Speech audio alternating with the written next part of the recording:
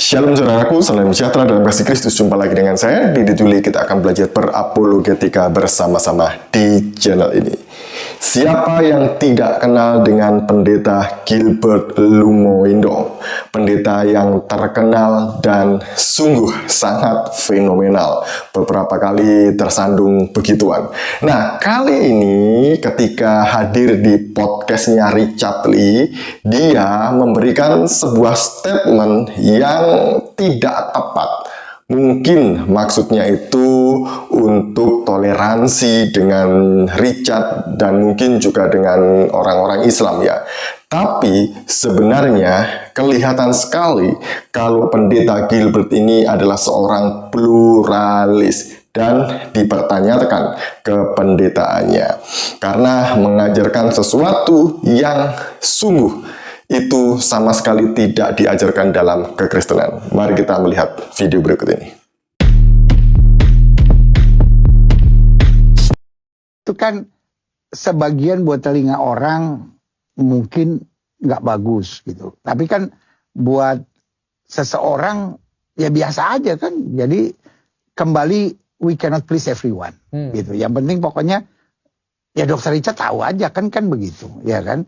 Jadi dan yang pasti Tuhannya nggak pernah tersinggung gitu di atas itu. Ya, tersinggung. Siapapun namanya ya kan nggak akan bikin kapling lah gitu kalau menurut saya gitu. Iya kan? Bukan Tuhannya nggak tersinggung ya? Iya kan, bukan berarti kalau we call him Allah misalnya gitu kan. Lalu, kenapa nih pindah-pindah baptis ulang atau syahadat ulang gitu.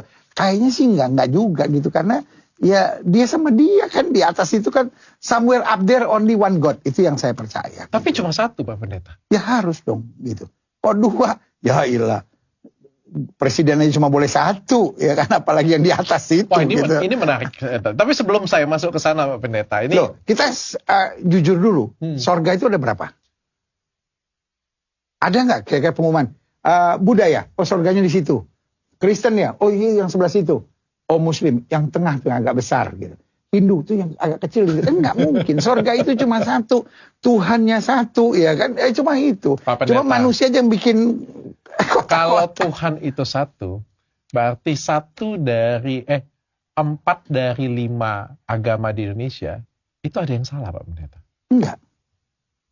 Enggak, karena yang pertama, God is God. Dia terlalu luas untuk dibatasi oleh satu yang bernama agama.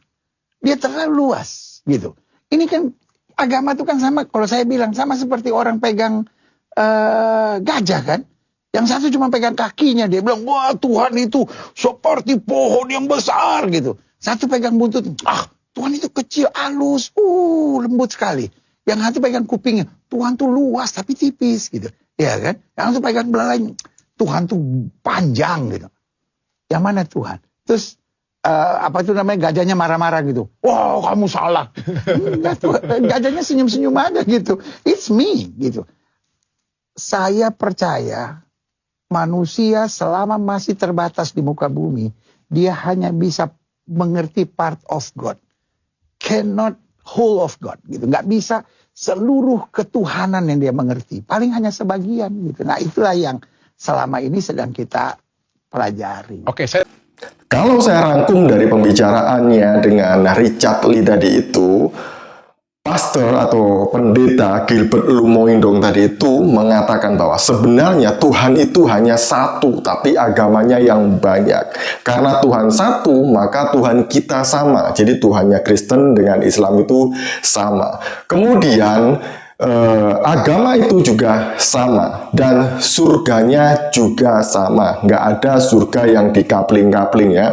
Ini kaplingnya Hindu, ini kaplingnya Kristen, ini kaplingnya Islam, itu nggak ada. Katanya pendeta Gilbert Lumoindong tadi itu. Saya sungguh terheran-heran dengan seorang yang sudah sekali berpendeta Gilbert menyatakan demikian, masih memiliki pemahaman bahwa Tuhan kita sama, surga kita sama, agama kita sama. Hati-hati loh ya, kalau ada jemaatnya yang melihat, mendengar, kemudian pindah agama rame-rame, apakah dia ini mau mengatakan, oh nggak apa-apa, silakan, Tuhan kita sama, agama kita sama, surga kita sama. Apakah begitu?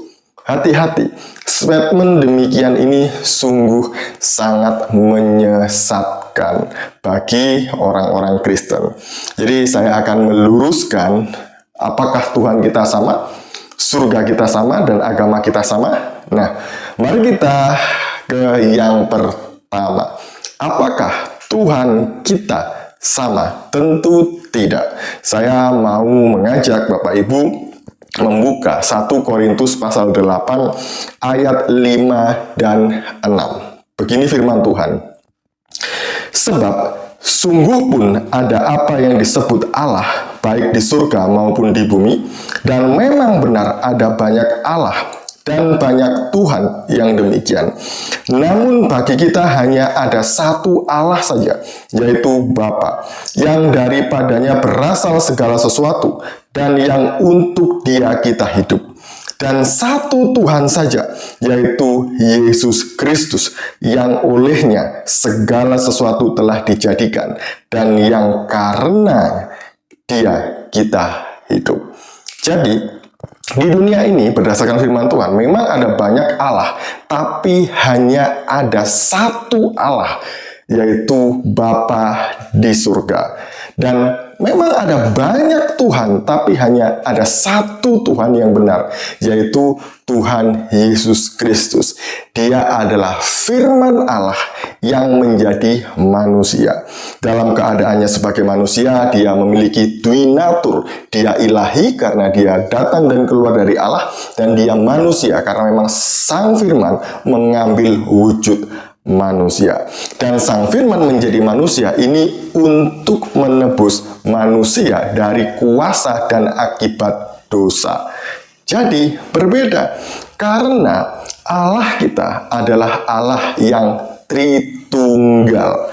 Jadi Allah yang benar adalah Allah yang Tritunggal. Sang Bapa, sang wujud, dia memiliki firman, dan firman itu keluar dari dalam dirinya menjadi manusia, disebut Yesus Kristus. Sang Bapa selain memiliki firman, dia juga punya roh, dan roh itulah yang bersama-sama dengan orang percaya sampai pada kesudahannya, dan disebut dengan Roh Kudus. Kalau Tuhan kita sama, apakah Islam mau percaya kepada Allah Tritunggal? Apakah Islam mengakui ketuhanan Yesus? Tidak, kan? Berarti intinya bahwa Tuhan kita berbeda. Kemudian karena Tuhan kita berbeda, maka agama kita juga tidak sama. Kalau kita mengatakan bahwa agama kita sama, seenaknya saja orang kan hari ini pindah agama, sekarang Kristen, besok Hindu, Buddha, Konghucu, Islam, balik lagi ke Kristen. Seenaknya dia. Kenapa? Karena orang memiliki pemahaman bahwa agama yang sama. Tidak demikian. Agama tidak sama. Karena itu memang kita berbeda. Tapi meskipun kita berbeda, bukan berarti kita tidak bisa bersama-sama. Gitu loh ya. Intinya itu begitu. Kemudian tadi Pak Gilbert juga mengatakan bahwa surga kita juga sama. Apakah iya, Pak Pendeta, Tuhan kita sama? Apakah di gereja Bapak juga mengotbahkan surga kita sama? Mari kita lihat fakta sesungguhnya. Sebelum saya menunjukkan literatur dari Islam, saya akan membaca Matius 22 ayat 28 sampai 30.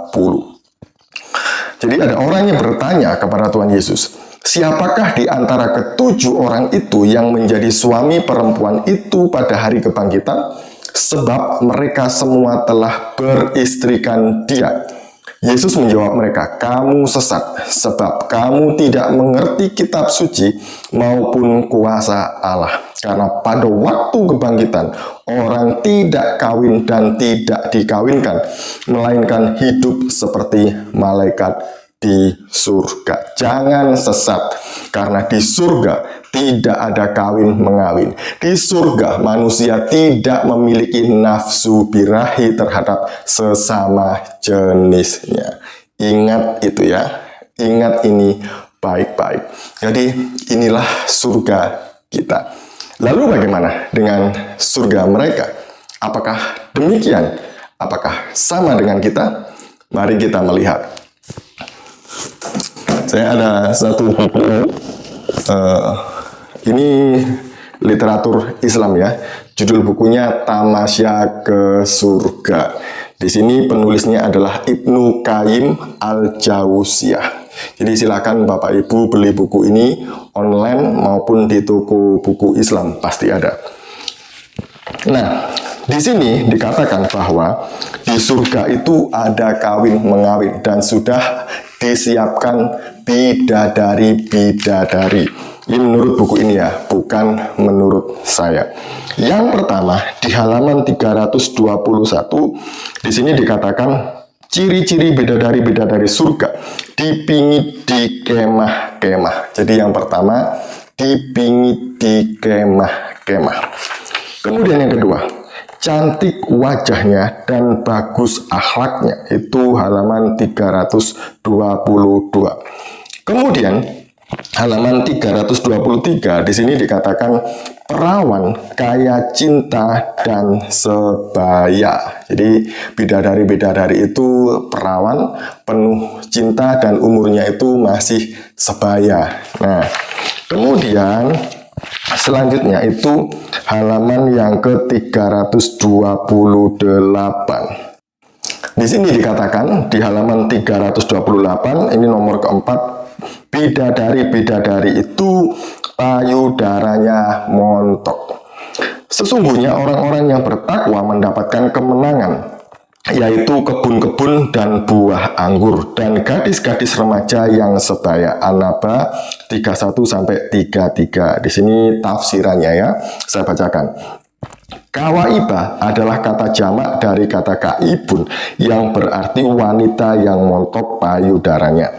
Qatadah, Mujahid, dan pakar tafsir berkata, Al-Kalbi berkata, mereka adalah wanita-wanita yang menonjol payudaranya dan bulat. Asal-muasal kata tersebut dari al-istidarah yang berarti bulat. Maksudnya bahwa payudara mereka montok laksana buah delima dan tidak menjulur ke bawah. Mereka digelari nawahid dan kawaib, wanita-wanita yang montok payudaranya.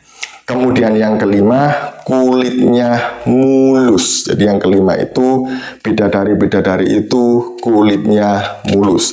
Kemudian selanjutnya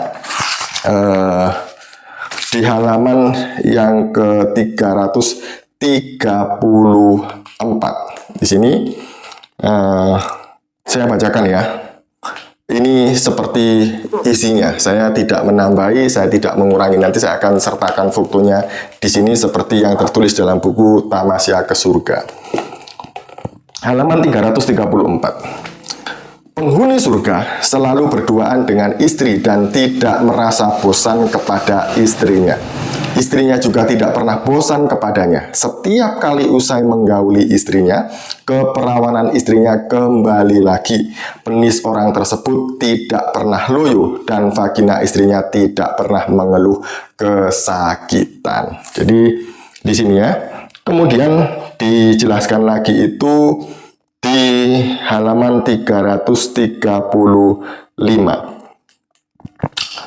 Al-Faryabi berkata kepada kami Abu Ayyub Sulaiman bin Abdurrahman yang berkata kepada kami Khalid bin Yazid bin Abu Malik dari ayahnya, dari Khalid bin Ma'dan dari Abu Umamah radhiyallahu anhu dari Rasulullah sallallahu alaihi wasallam yang bersabda, setiap hamba Allah yang masuk surga dinikahkan dengan 72 istri. 2 istri berasal dari bidadari-bidadari surga yang bermata jelita dan 70 wanita dari wanita-wanita dunia. Kesemua wanita di atas memiliki atau mempunyai vagina yang merangsang dan hamba tersebut mempunyai penis yang tidak pernah loyo. Jadi ini kata buku ini ya. Kemudian satu lagi di halaman 336. Ini saya bacakan lagi. Wahai Rasulullah, apakah di surga kita bisa menggauli istri-istri kita? Rasulullah Shallallahu Alaihi Wasallam bersabda, sesungguhnya seorang laki-laki di surga sanggup menggauli 100 perawan-perawan muda. Kemudian ini dalam tanda kurung, Tabrani berkata, hadis di atas tidak diriwayatkan dari Hisham kecuali bahwa tambahannya diriwayatkan secara sendiri oleh Al-Jahfi. Muhammad bin Abdul Wahid Al-Maqdisi berkata, menurutku perawi